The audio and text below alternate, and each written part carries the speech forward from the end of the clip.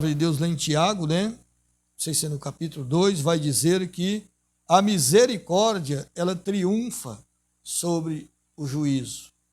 Então, há o juízo de Deus? Há. Mas a misericórdia triunfa. E como que ela triunfa? Ela vai triunfar quando houver arrependimento. Quando as pessoas ouvirem a palavra do Deus Todo-Poderoso e se arrepender dos maus caminhos.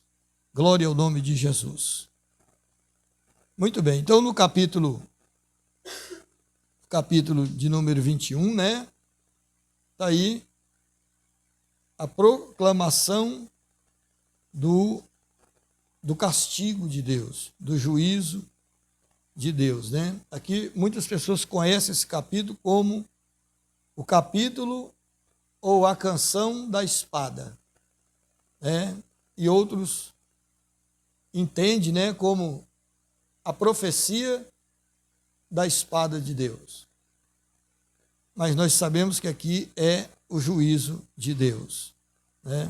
Então veio a mim a palavra do Senhor. É sempre importante a gente dizer aqui, amado, que Ezequiel, ele está falando essas palavras para as pessoas que estão lá cativos, né? Eles que estão lá cativos.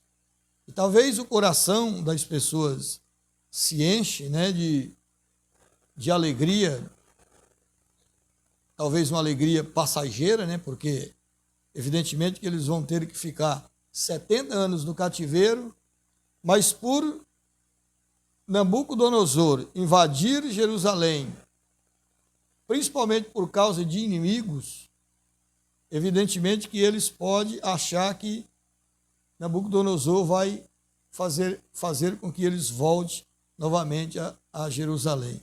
Mas nós sabemos que não é assim, né? Já lemos a palavra de Deus algumas vezes.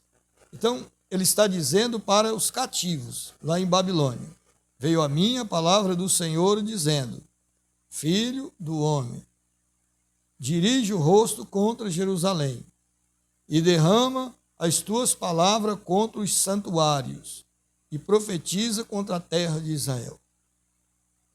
Então, por que Deus ele vai operar ali uma grande destruição, né? Por causa dos santuários. Por isso, o julgamento de Deus. Os santuários, eles foram profanados pelo próprio Israel, né? Eles sabiam que não podiam profanar os altares. Todas as coisas santas que eram profanadas, elas tinham que ser purificadas com fogo. Elas tinham que ser purificadas com fogo, né? Então, elas têm que ser purificadas com fogo, e quem vai derramar o fogo? O próprio Deus vai derramar o fogo, né, através de Nabucodonosor, e vai purificar, fazer a purificação das coisas consagradas a Deus. Ou seja, vai haver a destruição dos altares, né? Todo altar, quando ele é profanado, né, ele é destruído. Ele vai ser destruído. A partir do momento que ele é profanado, ele não serve mais. Ele não é mais restaurado, ele é destruído. Todas as vezes que profanaram os altares, que houve profanação dos altares, houve também a destruição. Por isso que é complicado, né? Por isso que é complicado. Quando você vê uma apostasia, principalmente ela generalizada, e os altares sendo profanados, já pode começar a orar a Deus. Porque certamente lá na frente vai haver destruição. Vai haver destruição. Tudo que é profanado, ele é destruído pelo fogo, né? Louvado seja o nome do Senhor. Então a palavra de Deus diz assim: e derrama as tuas palavras contra os santuários e profetiza contra a terra de Israel. Então havia uma demanda de Deus contra Israel, não propriamente contra a terra, mas contra os moradores da terra. E no versículo de número 3 diz: e diz a terra de Israel.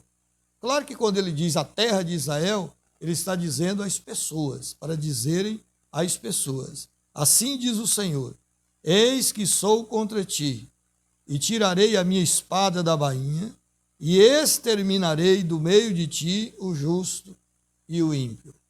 É algo que soa estranho, né? Esse versículo. Exterminarei do meio de ti o justo e o ímpio. Complicado, né? O justo, ele cometeu a justiça. E o ímpio, ele cometeu a injustiça, a impiedade. E por que que na hora da destruição vai destruir o ímpio e o justo? Se dá uma leve impressão que o capítulo 18 que nós lemos aqui, né, que a pessoa que os filhos não levarão o castigo por causa do pecado dos pais e meus pais, por causa dos filhos, né, parece que está em contradição aqui. Porque aqui vai ser exterminado o justo e o ímpio. Mas por que será isso, né? É bom entender que o capítulo 18 ele está falando do juízo final. Lá, quando ele está dizendo isso, ele está falando de salvação. Ele está explicando que a salvação ela é individual e que cada um ele é responsável pelos seus próprios atos. Então ele está falando do futuro.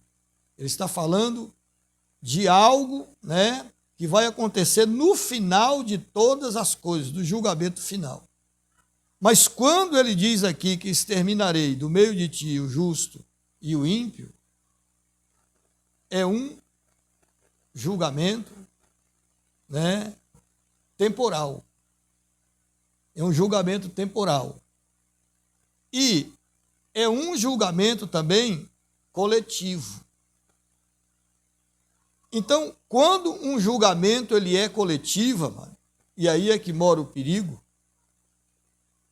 ele pega todo mundo.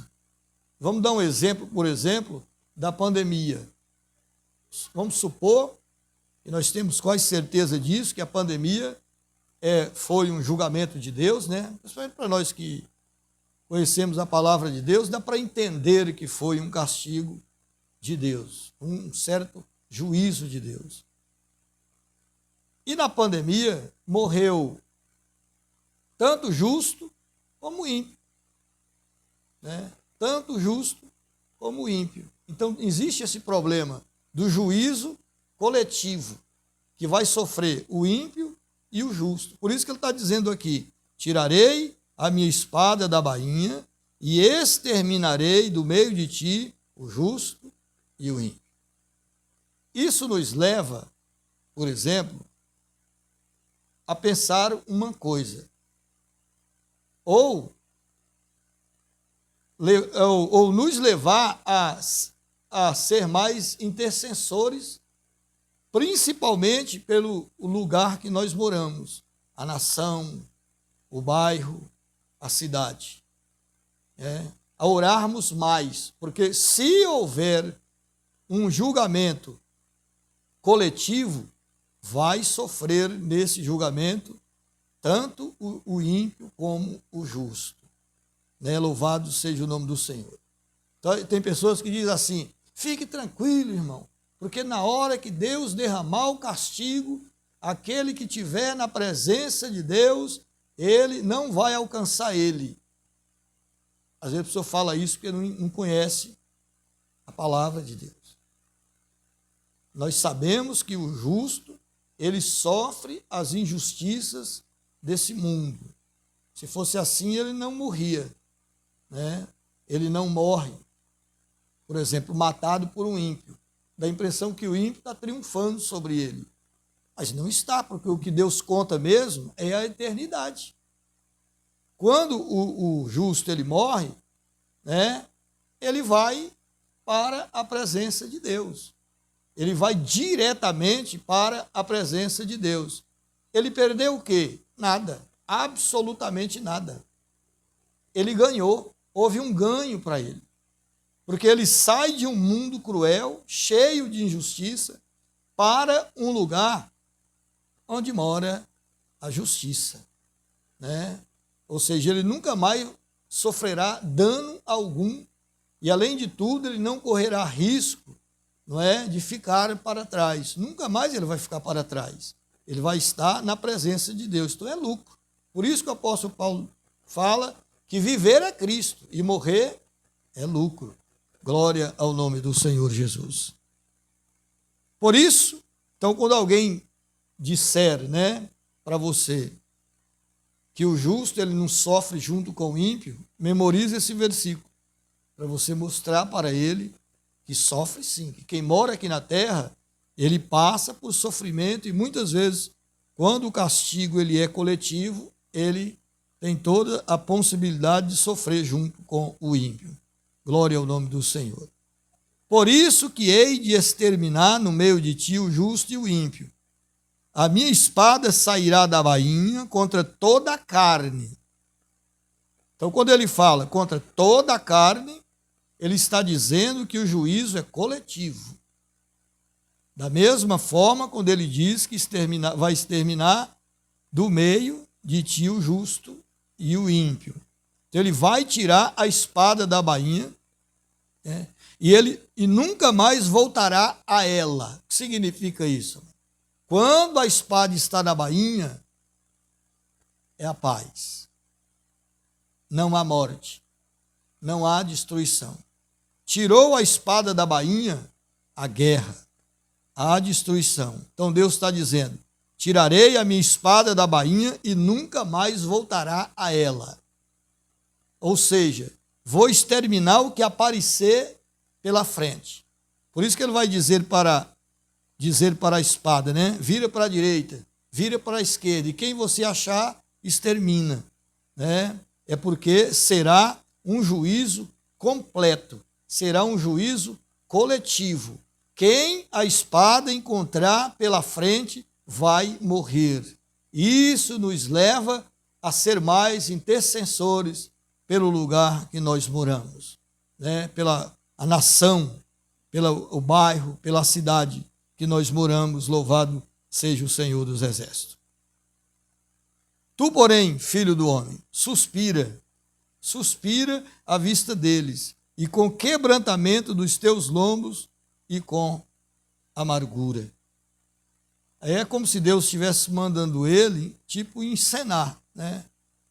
O profeta Ezequiel é o profeta da encenação, né? Deus sempre manda ele encenar. Por isso que nesse próprio capítulo aqui que nós lemos, né, no próprio capítulo, no capítulo 20, o último versículo, ele vai dizer, então disse eu, Senhor Jeová, eles dizem de mim, não é este um dizedor de parábola? Esse homem só profere parábola, só faz encenação, só encena, né? Então, Deus está dizendo para ele, né? Suspira à vista deles, faz uma encenação, com quebrantamento dos teus lombos e com amargura. Por que Deus faz isso? Para mostrar para as pessoas como será doloroso o castigo. É Deus querendo mostrar para eles, através da vida do próprio profeta, que não vale a pena pecar, que o pecado é danoso, que o pecado, no momento, ele é doce como mel, mas o final dele traz vergonha, traz desprezo. Ele não vale a pena. É como aquela pessoa, por exemplo, que trai a esposa. No momento é maravilhoso, ele está fazendo as escondidas, né? Aí para ele aquilo ali é a maior doçura que existe. Mas depois vai trazer opróbrio para ele, vai trazer vergonha para os filhos, ele vai perder a moral no lar dele, ele perde a moral até na sociedade, talvez até na sociedade que nós vivemos hoje, talvez nem perde, né? Porque a sociedade hoje chama o mal de bem e o bem de mal. Chama as coisas erradas de certo e as coisas de certo chama errado, né? Mas na grande realidade é isso, a pessoa perde a credibilidade. Então não vale a pena. Então essa é a intenção de Deus quando diz para ele: suspira com quebrantamento dos teus lombos e com amargura. Então é isso é a colheita do pecado. Não vale a pena. Então a pessoa poderia olhar ali para aquele profeta, sentindo aquelas dores, aquela amargura, e dizer assim: meu Deus, é isso que vai acontecer conosco? O que nós fizemos realmente foi horrível. São coisas que são abomináveis aos olhos de Deus. E se arrepender. Então Deus ele tiraria o castigo e entraria triunfando, né, sobre o juízo, a misericórdia do Senhor. Mas nós sabemos que isso não aconteceu. E foi doloroso até mesmo para as pessoas que praticavam a justiça. Porque para onde a espada, né, virava, ele alcançava pessoas, tanto justos como injustos. Glória ao nome do Senhor. Verso 7.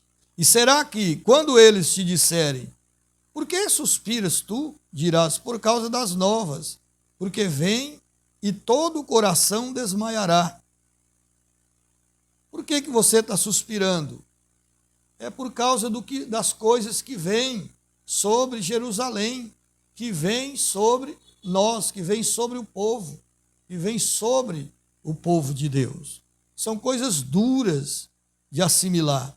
E todas as mãos se enfraquecerão, todas as pessoas ficarão fracas, e todo espírito se angustiará, e todos os joelhos se desfarão em água. Talvez seja em fraqueza ou de medo, né? Por que se desfarão em água? Você já viu as pessoas dizer, quando tem pessoas que se tiver com muito medo, até mija nas calças. Então os versículos pode ser que leve para isso, né? De medo tanto que todos os joelhos se desfarão em água. Eis que vem e se realizarão, diz o Senhor Jeová. Deus está dizendo: eis que vem, e isso será realizado. E é coletivo, vai sofrer todo mundo. Deus animando as pessoas através da palavra, mostrando a verdade para as pessoas, mas não há arrependimento. Então a gente vê isso daqui, e a gente fica lembrando, por exemplo, né, da palavra de Deus que diz que chegaria um tempo que as pessoas não ouviriam mais a verdade. Isso é lamentável, uma coisa dessa. E ele dizendo para Timóteo: ensine a verdade, Timóteo. Ensina a doutrina, apega-te a ela. Porque chegará um tempo de que as pessoas não ouvirão mais a sã doutrina. Mas as pessoas vão amontoar pessoas, né, mestres, segundo as suas próprias concupiscências, vão amontoar, vão ter muitos mestres na vida deles para ensinar porcaria para eles. Então aproveite agora esse tempo e ensine a verdade. Agora olha que verdade, amado, que Deus, ele pede para o profeta pregar aqui. Imagine Ezequiel no dia de hoje. Como não seria Ezequiel? Talvez seria pior do que naquele tempo, quando ele disse assim, eles dizem: não é este um dizedor de parábola? Fala assim: você é um brincalhão, rapaz. Você é um pregador, você é um brincalhão. Agora olha a mensagem dura que é pregada. Mas por que a mensagem ela é pregada dura? É Deus tentando de todas as formas trazer de volta o povo para o caminho. Glória ao nome de Jesus. E veio a mim a palavra do Senhor, dizendo: filho do homem, profetiza e diz: assim diz o Senhor, a espada está afiada. A espada, ela está pronta, ela foi afiada e também assacalada, reluzida. ela está afiada, ela está reluzida. Ela está pronto para fazer a obra. Ela está para matar, ela está afiada. Para reluzir, ela está assacalada. Alegrar-nos-emos, pois, a vara do meu filho é que despreza todo madeiro. Né? Fala assim, nós vamos nos alegrar com isso? É claro que Deus, ele executa o juízo, mas Deus, ele não fica contente. Porque não é esse o propósito dele. Não é esse o propósito. Ele faz isso para purificar o ambiente, para purificar o lugar. Porque o povo de Deus que estava lá no cativeiro ouvindo esta palavra, um dia eles voltariam para Jerusalém. E Jerusalém ele precisaria ser purificada. E como que se purifica aquilo que foi profanada? Através do fogo de Deus.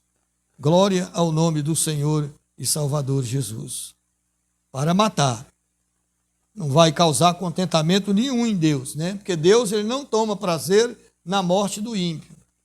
Né? Na morte do ímpio, ele não toma prazer. O que Deus quer é que ele se converta e viva. E foi dada a Sacalá para ser manejada. Esta espada está afiada e está sacalada para ser posta na mão do matador.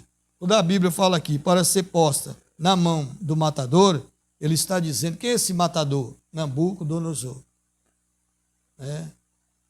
Quando fala espada do Senhor, mas quem vai fazer uso dessa espada é Nabucodonosor. Ele sabe que é Deus que está fazendo isso? Não, ele não sabe. Na mente dele e no orgulho dele do coração, ele acha que as forças dele, é a sabedoria dele, é o exército potente que ele tem, que está fazendo tudo aquilo. Mas na grande realidade, tudo está sendo conduzido pela soberania do Deus Todo-Poderoso. Né? Põe na mão do matador. Então esse matador é quem? Nabucodonosor.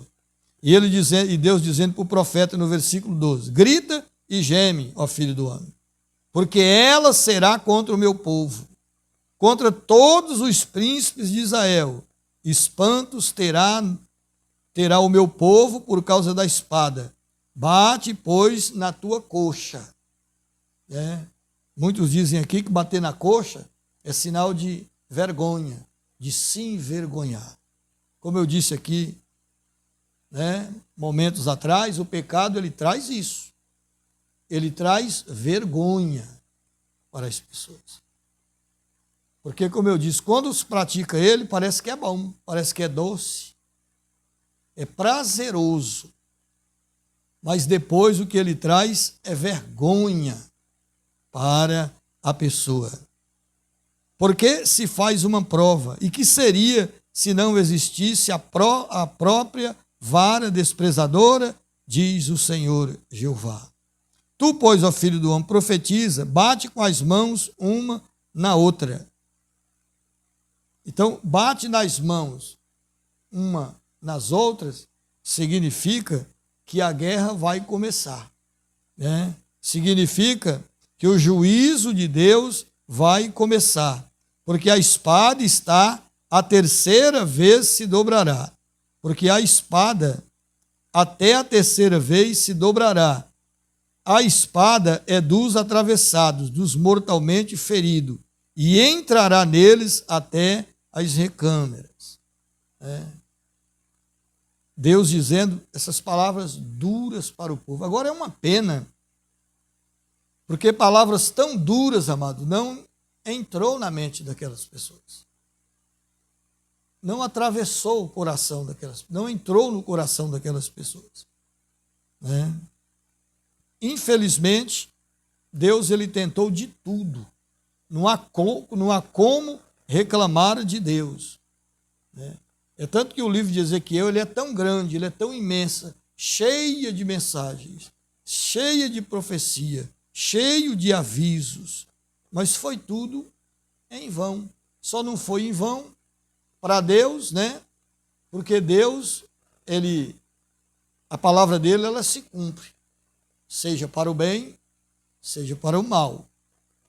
Que é outra coisa que eu sempre digo aqui, que as pessoas esquecem disso. Que na palavra de Deus há bênção. Para aqueles que exercem a justiça, a misericórdia, há bênção.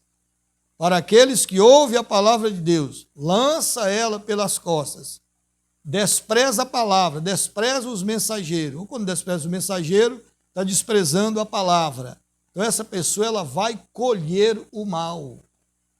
Ela vai colher maldição para a vida dela. Então a palavra de Deus ela vai se cumprir de todas as formas. Glória o nome do Senhor Jesus, ou para bem ou para mal. Né? Então ele vai dizer que essa palavra, essa espada, ela vai atravessar nos mortalmente feridos e entrará deles até as recâmaras, para que desmaie o coração e se multiplique os tropeços contra as tuas portas. Pus a ponta da espada, que foi feita como raio, e está reservada para matar. Ele está ali para matar. Agora, a espada, ela não pode sair da bainha. A partir do momento que ela sai da bainha, então o juízo ele é executado. É como se Deus estivesse dizendo, não deixa eu tirar a espada da bainha. Se eu tirar a espada da bainha, ela não voltará mais. Aí ele está dizendo, diz para a espada, ó espada, une-te, vira-te para a direita, prepara-te, vira-te para a esquerda, para onde quer que o teu rosto se dirigir. Olha que coisa. Né?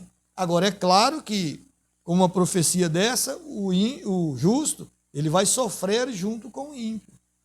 Ele vai sofrer. Então, quando a gente vê, amado, aquele versículo lá de Malaquias, capítulo 3, né? E outra vez verá a diferença entre o ímpio e o justo, entre aquele que serve a Deus e aquele que não serve.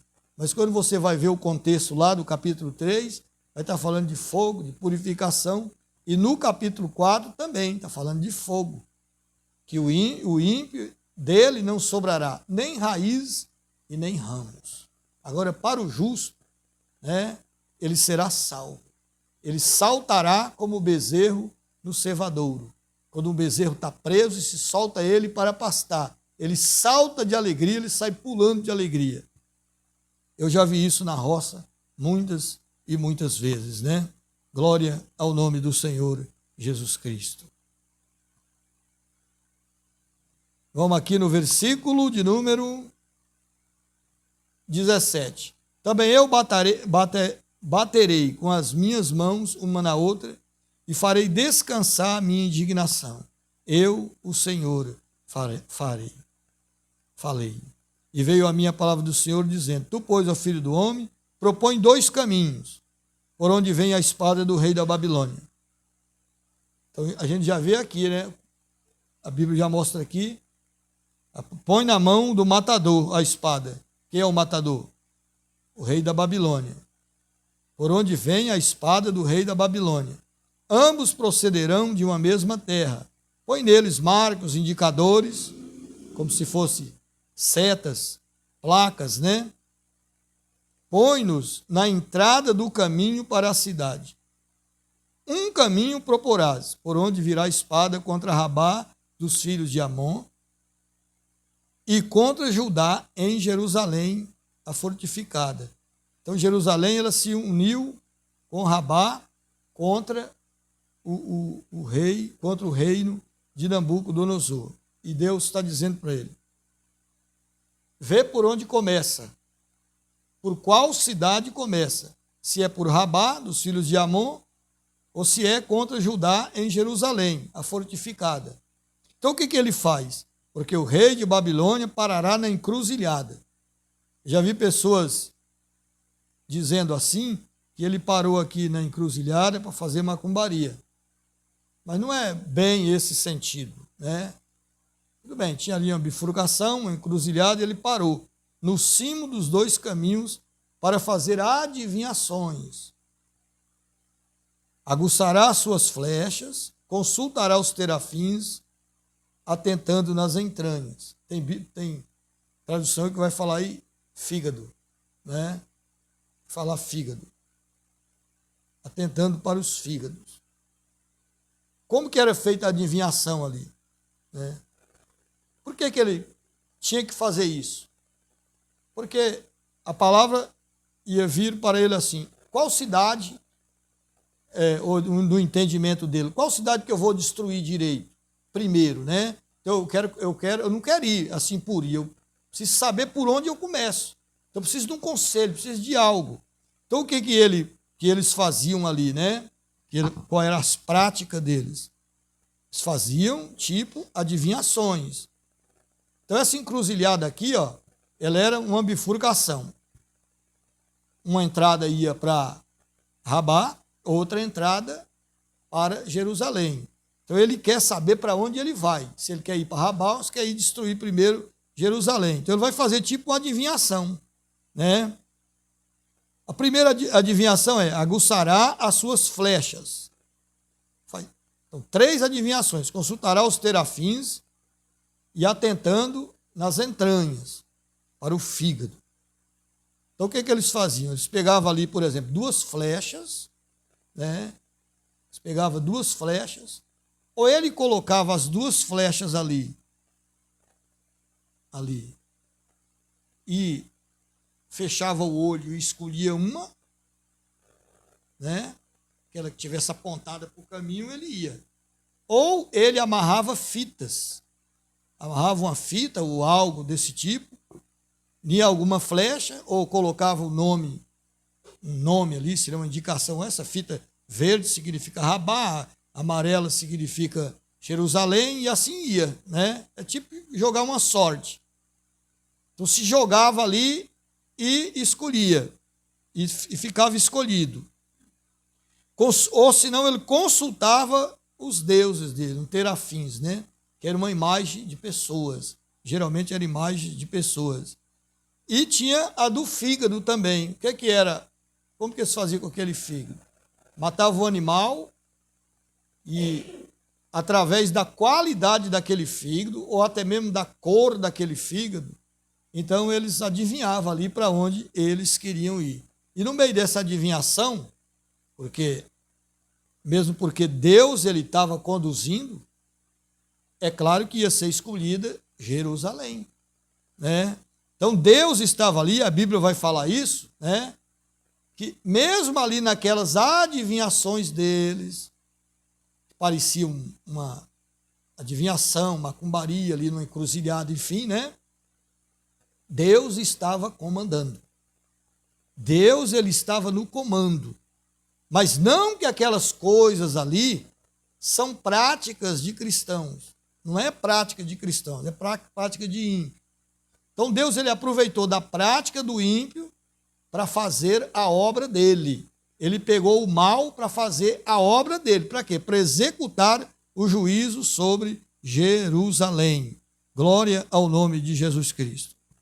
Então, o 22 diz: à sua direita estará a adivinhação sobre Jerusalém, para ordenar os aríetes, para abrir a boca a matança. À sua direita, né?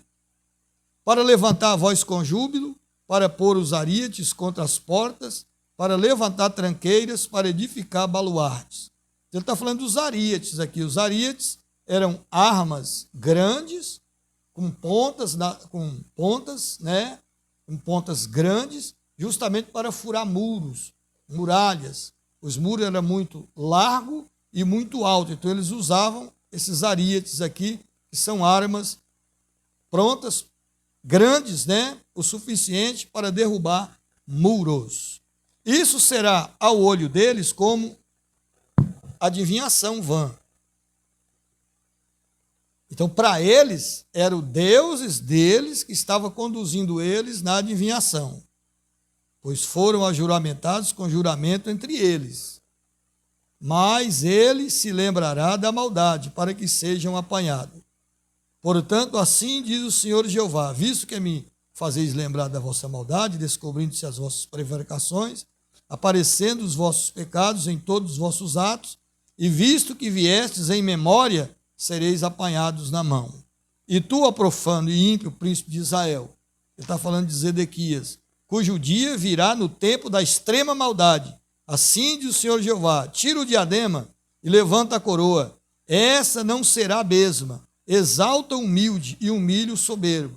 Simplesmente está dizendo que ele vai perder a coroa, né? E não haverá mais coroa ali. E isso é verdade. Porque mesmo depois do exílio, depois de 70 anos, que eles voltaram para Jerusalém, reconstruiu os muros, o templo, enfim, e a cidade, ali dos escombros, quem governou foi Zorobabel, né? Onde que você entende isso que foi Zorobabel? No profeta Zacarias e no profeta Malaquias, né? Ali tendo como sacerdote o Josué. Mas ele governou, mas só que ele nunca foi rei. Ele nunca foi príncipe, nunca foi rei, né? Então, cumpriu assim, então, a palavra de Deus. E o versículo 27 vai dizer: ao revés, ao revés, ao revés a porei. Aí alguns vão dizer aqui, por que 3 vezes revés? Aí alguns vão dizer assim, que significa as 3 invasões. Nabucodonosor invadiu a primeira vez, levou uma leva de gente, invadiu a segunda vez, levou outra leva de gente, invadiu a terceira vez e fez a destruição completa. Então, por isso que talvez está dizendo assim, né? Ao revés, ao revés, ao revés a porei, e ela não será mais, até que venha aquele a quem pertence de direito, e a ele a darei. Será quem é esse que até que venha aquele que pertence de direito, e a ele a darei? Será quem é esse, amado? É o Senhor e Salvador Jesus Cristo, a quem Jerusalém pertence de direito. É o Senhor e Salvador Jesus Cristo. Mas essa profecia, ela só vai se cumprir de forma definitiva no milênio, quando o Senhor Jesus Cristo voltar e reinar juntamente com o seu povo. Glória ao nome do Senhor. E tu, ó filho do homem, profetiza e diz: assim diz o Senhor Jeová acerca dos filhos de Amon e acerca do seu desprezo. Dize, pois, a espada está desembainhada, assacalada para a matança, para consumir e para reluzir. Entretanto, que te vê vaidade. Entretanto, que te adivinham mentiras, para te porem no pescoço dos ímpios, mortalmente feridos, cujo dia virá no tempo da extrema maldade. Torne a tua espada a sua bainha, no lugar em que foste criado, na terra do teu nascimento, te julgarei. E derramarei sobre ti a minha indignação, assoprarei contra ti o fogo do meu furor. Lembra que eu falei que quando um altar é profanado, ele precisa ser purificado com fogo. Ele vai ser destruído com fogo. É só ler lá, por exemplo, Deuteronômio, enfim, você vai ver, quando algo era profanado, tinha que ser purificado com fogo. Entregar-te-ei nas mãos dos homens brutais e ventores de destruição. Ao fogo servirá de pasto. O teu sangue estará no meio da terra, e não virás em memória, porque eu, o Senhor, o disse.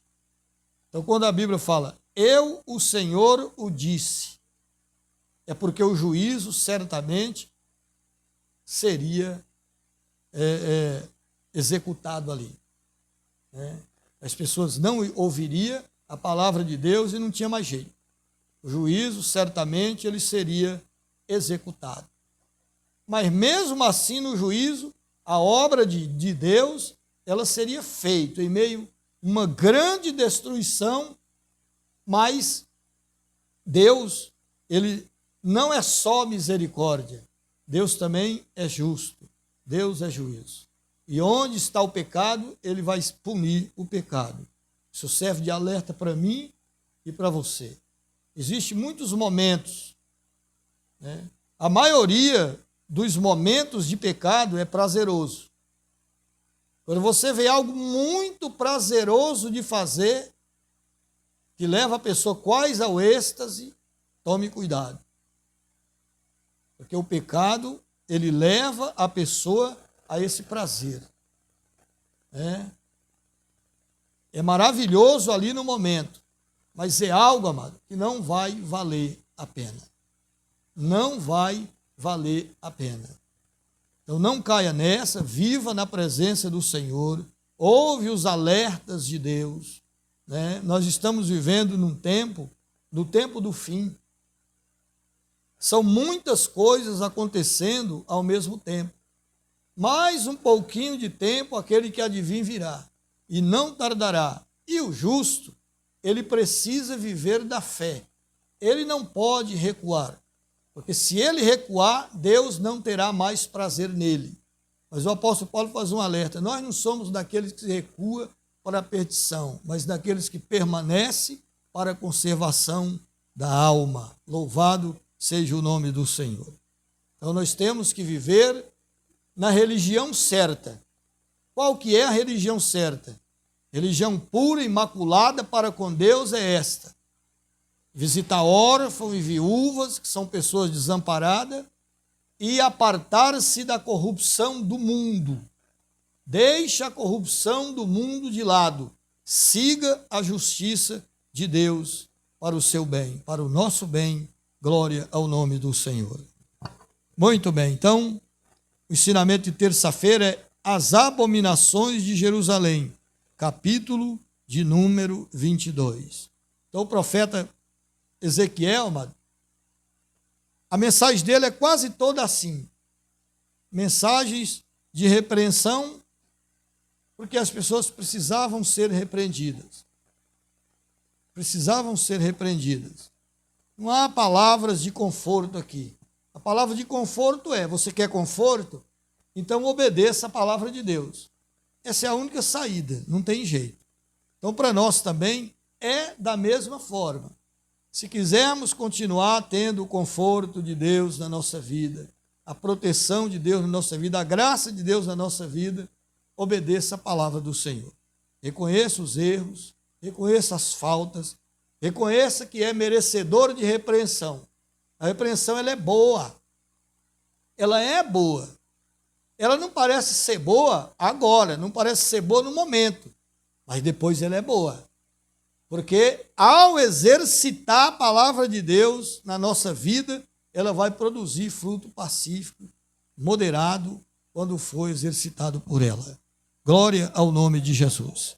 Vamos orar, vamos agradecer ao Senhor e Salvador Jesus. Deus amado, Deus